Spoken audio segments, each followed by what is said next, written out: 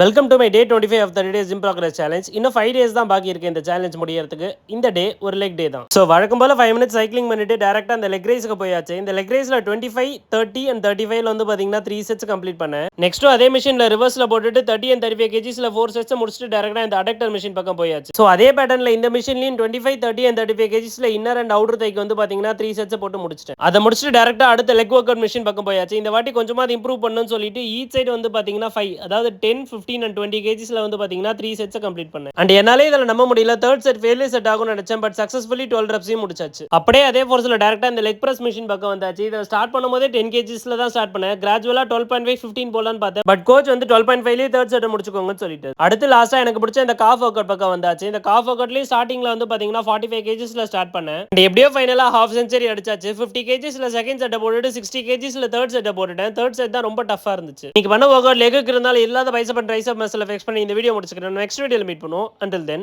peace.